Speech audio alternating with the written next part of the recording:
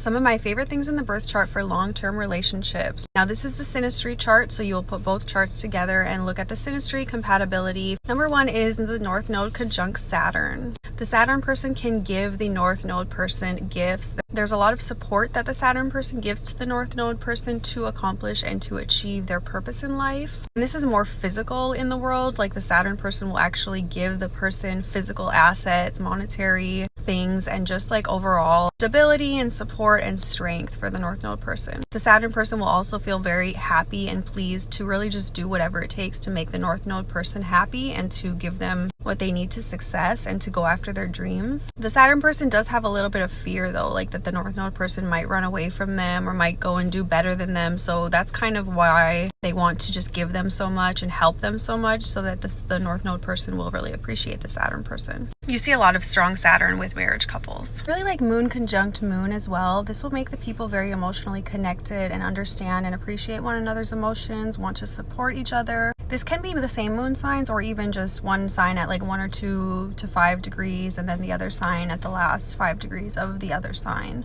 The moons will have a very strong connection, emotional bond, and just mutual respect for each other. Even if it is in different signs, they will still have an emotional understanding for each other, which you wouldn't guess that would happen, but it is really a good thing, and it's really good in friendships too. It strengthens the empathy and just the unity of your emotions with that person.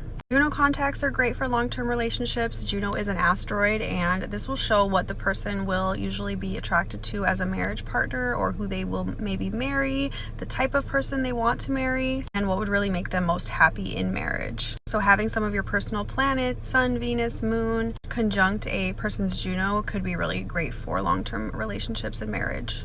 Now, having great Mars connections in the birth chart is amazing because it will show that there's a long-term chemistry for your physical connecting. And of course, you need that in marriage and in long-term relationships. I love to see Mars conjunct Mars or Mars trine Mars. Sometimes Mars opposite Mars can be a really good magnetic thing. You want to really be careful though, because sometimes if there is like a Pluto going on, or if there is a Mars square Mars, this can be challenging and maybe even bring in a physical aggression aspect to your relating with that person. But Mars conjunct Mars is probably my favorite because you both will have a similar way of moving about in the world.